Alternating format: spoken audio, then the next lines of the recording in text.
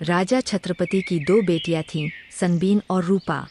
पहली रानी की मृत्यु के बाद राजा ने दूसरी शादी की थी। दूसरी रानी सौतेली बेटियों से घृणा करती थी और जब राजा महल से बाहर जाते तब उन्हें तंग करती। एक दिन रानी ने राजा को बेटियों के खिलाफ भड़काने की कोशिश की। महाराज, एक बात कहूँ अगर बुरा न लगे। कहो रानी, क्या बात है? आपकी दोनों बेटियां मूर्ख हैं और मनहूस भी। जब से ये महल में है तब से एक के बाद एक मुसीबतें आ रही है। रानी, तुम्हें ऐसा बोलने से पहले सोचना चाहिए। मुझे अपनी बेटियों से प्रेम है।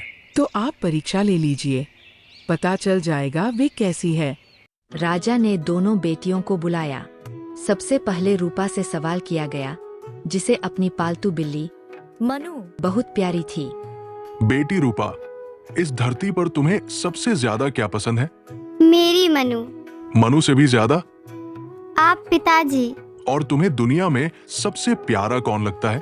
पिताजी, आप उतना ही जितना खाने में नमक जरूरी होता है।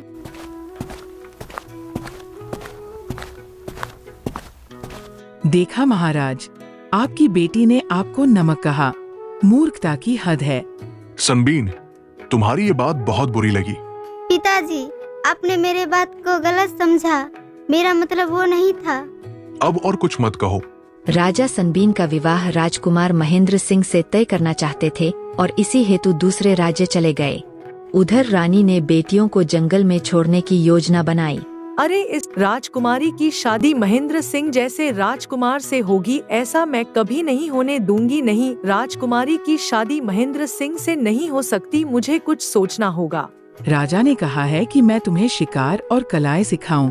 सनबीन की शादी है, उसे ये सब आना चाहिए। रानी दोनों बेटियों को जंगल में अलग अलग दिशा में शिकार के लिए भेजकर खुद रथ में बैठकर भाग जाती है। आज मेरी जिंदगी की सबसे बड़ी समस्या हल हो गई है। यह दोनों कांटे मेरे जीवन से निकल गए हैं। अब मैं राजा और अपने बेटे राजकुमार वीर के साथ इस महल में राज करूंगी।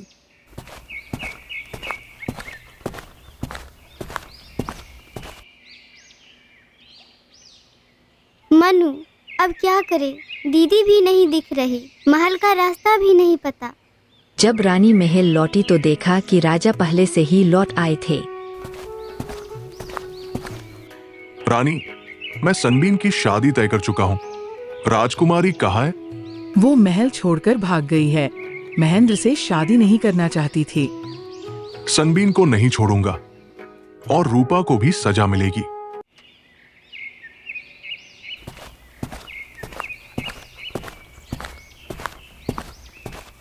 सनबीन जंगल में भटक रही थी, तभी उसे सैनिक मिला।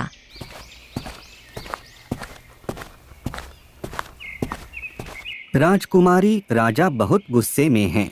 मेरी माँ कहती हैं, किसी गांव में छिप जाओ जब तक राजा शांत न हो जाए। मैं कैसे छिप सकती हूँ? पिताजी और गुस्सा होंगे। यह आपके भले की बात है। सनबीन एक गांव में पहुँचती है और एक गरीब लकड़हारे के घर शरण लेती है।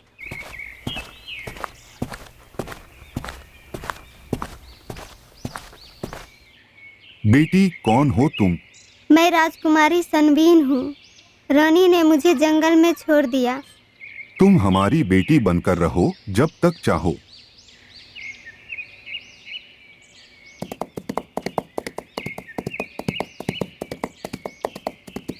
राजा जंगल में रूपा से टकराते हैं और सच्चाई सामने आती है।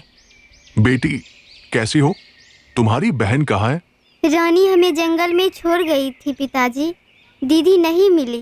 रानी ने झूठ बोला। अब वो नहीं बचेगी। राजा शिकार से लौटते समय प्यास से लकड़हारे के घर जाते हैं। सनबीन छिपकर खाना बनाती है। खाना स्वादिष्ट है, मगर इसमें कुछ कमी है, नमक की।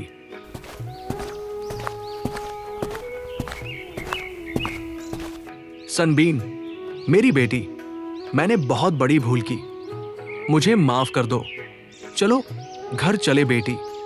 राजा सनबीन को लेकर महल लौटते हैं। रानी और सैनिक को सजा दी जाती है। महेंद्र सिंह से सनबीन का विवाह होता है।